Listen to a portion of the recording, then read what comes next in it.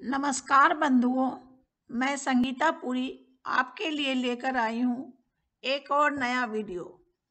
इस वीडियो में आप कुंभ लग्न के जातकों के बारे में समझ पाएंगे।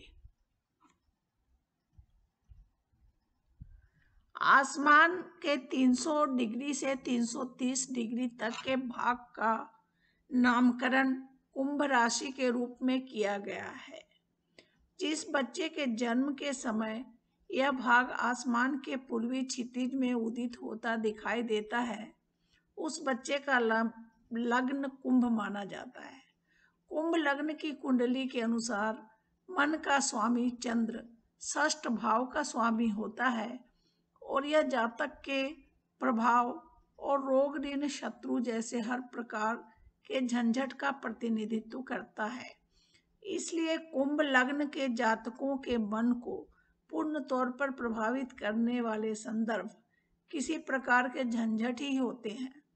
जन्म कुंडली दशा काल या गोचर में चंद्र के मजबूत रहने पर ऐसे जातकों के समक्ष किसी प्रकार का झंझट उपस्थित नहीं होता जो मन को खुश रखता है, जबकि जन्म कुंडली दशा काल या गोचर में चंद्र के मजबूत रहने पर कई तरह के झंझट उपस्थित होकर इनके मन को दुखी करते हैं।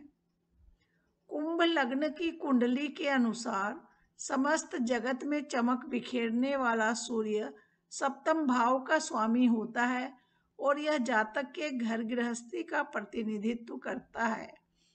इसलिए अपने नाम यश को फैलाने के लिए कुंभ लग्न के जातक अपनी घर गृहस्थी को महत्व देते हैं। जन्म कुंडली दशा काल या गोचर में सूर्य के मजबूत रहने पर इनके घर गृहस्थी का वातावरण और दाम्पत्य जीवन बहुत ही उत्तम कोटि का और अनुकरणीय होता है, जबकि जन्म कुंडली दशा काल या गोचर में सूर्य के कमजोर रहने पर इन्हें अपनी दाम्पत्य जीवन से कष्टकर समझौता करने को बाध्य होना पड़ता है।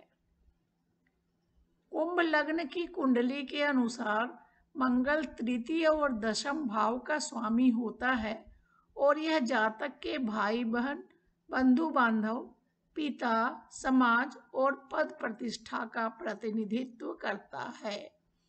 इसलिए इस लग्न के जातकों के परिवेश में भाई बहन, बंधु बांधव, पिता, समाज सभी शामिल होते हैं। जन्म कुंडली दशा काल या गोचर में मंगल के मजबूत रहने पर भाई बहन, बंधु बांधवों से लेकर पिता समाज के सारे बुजुर्गों से इनके संबंध अच्छे बने होते हैं और इसके कारण ये प्रतिष्ठा के पात्र बनते हैं। विपरीत स्थिति में यानी जन्म कुंडली दशा काल या गोचर में मंगल के कमजोर रहने पर भाई बंधु, पिता, समाज या अन्य लोगों का कष्ट झेलने को इन्हें बाध्य होना पड़ता है। इनकी प्रतिष्ठा पर भी आंच आती है। कुंभ लग्न की कुंडली के अनुसार शुक्र चतुर्थ और नवम भाव का स्वामी है और यह जातक के मातृपक्ष और हर प्रकार की छोटी बड़ी संपत्ति, स्थायित्व के साथ साथ भाग्य आदि का प्रतिनिधित्व करता है। इसलिए कुंभ लग्न वालों के हर प्रकार की संपत्ति का उनकी माता और भाग्य से संबंध बना होता है। जन्म कुंडली दशा काल या गोचर में शुक्र के मजबूत रहने पर कुंभ लग्न वाले माता या भाग्य के सहयोग से हर प्रकार की संपत्ति का सुख प्राप्त कर लेते हैं और अस्थायित्व की मजबूती पाते हैं। पर जन्म कुंडली दशा काल या गोचर में शुक्र कमजोर हो तो मातृपक्ष से कष्ट होता है। उनके साथ विचारों का तालमेल न होने से या भाग्य के साथ न देने से हर प्रकार के संपत्ति के सुख में बाधा आती है और अस्थायित्व कमजोर दिखाई पड़ता है। कुंभ लग्न की कुंडली के अनुसार बुध पंचम और नवम भाव का स्वामी है और यह जातक के बुद्धि, ज्ञान, संतान और जीवन शैली का प्रतिनिधित्व करता है। इसलिए इस लग्न के जातक अपनी बुद्धि का उपयोग हमेशा जीवन शैली को सुधारने के लिए करते हैं। यही कारण है कि हमारे देश में अधिकांश चिंतकों और विचारकों ने कुंभ लग्न में ही जन्म लिया था। ये ऐसी जीवन शैली पर विश्वास रखते हैं जो आने वाली पीढ़ी को अधिक सक्षम बना सके। जन्म कुंडली दशा काल या गोचर में बुध के मजबूत रहने पर ऐसे जातकों की अपनी बुद्धि ज्ञान की मजबूती के साथ साथ संतान के मामलों की मजबूती भी देखने को मिलती है। इनकी जीवन शैली मजबूत होती है। जन्म कुंडली दशा काल या गोचर में बुध के कमजोर रहने पर जातक खुद तो दिमाग से कमजोर होता ही है, संतान पक्ष से भी बड़ी उम्मीद नहीं रख पाता और उसकी जीवन शैली में सुधार नहीं हो पाता। कुंभ लग्न की कुंडली के अनुसार बृहस्पति द्वितीय और एकादश भाव का स्वामी होता है और यह जातक के धन कोष लाभ के मामलों का प्रतिनिधित्व करता है।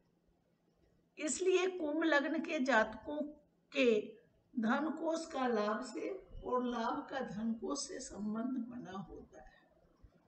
जन्म कुंडली दशा काल या गोचर में बृहस्पति के मजबूत होने पर कुंभ लग्न के जातक संसाधन वाले परिवार में जन्म लेते हैं, जिससे इन्हें लाभ को लेकर कोई चिंता नहीं होती।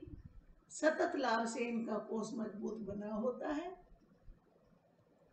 इसके विपरीत जन्म कुंडली दशा काल या गोचर में बृहस्पति के कमजोर होने पर कुंभ लग्न वाले जातक के समक्ष संसाधनहीनता की स्थिति आती है, जिससे इनका लाभ प्रभावित होता है और इनके कोष पर बुरा प्रभाव पड़ता है। कुंभ लग्न की कुंडली के अनुसार शनि प्रथम और द्वादश भाव का स्वामी होता है, यानी यह जातक के शरीर, व्यक्तित्व, खर्च और बाहरी संदर्भों आदि मामलों का प्रतिनिधित्व करता है।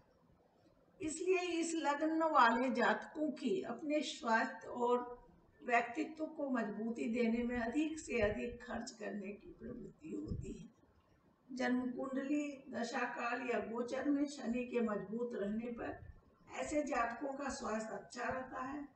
खर्च शक्ति के बने होने और खाने पीने के सुख से आत्मविश्वास में बढ़ोतरी होती है। पर जन्म कुंडली दशा काल या गोचर में शनि के कमजोर रहने पर मकर लग्न वालों के स्वास्थ्य में कमजोरी बनी रहती है। खर्च शक्ति की कमी से आत्मविश्वास कमजोर होता है।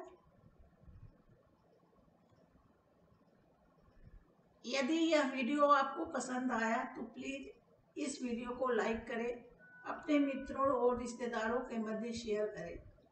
यदि आप ऐसे और वीडियो चाहते हो तो इस चैनल को सब्सक्राइब कर बेल आइकन को क्लिक कर ऑल को सेलेक्ट करें, ताकि हमारे सभी वीडियोस के नोटिफिकेशंस आपको मिल सके। धन्यवाद।